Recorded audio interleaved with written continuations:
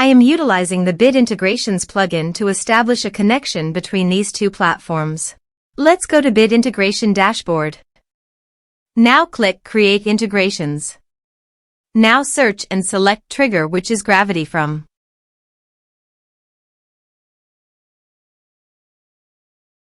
Select a form. Click Next.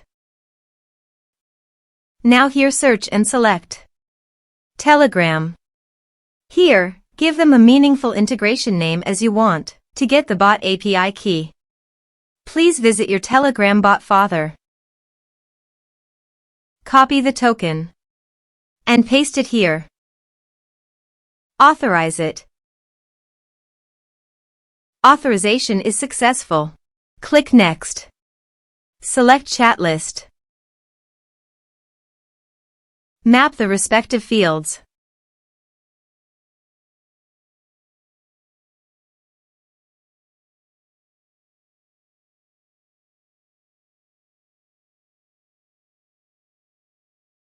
You can attach file also. Here is the conditional logic. You can use it if you want. If the condition matches, then the data you will send to Telegram. Then click Next. Finish and save it. Now go to your form and type some information and submit the form.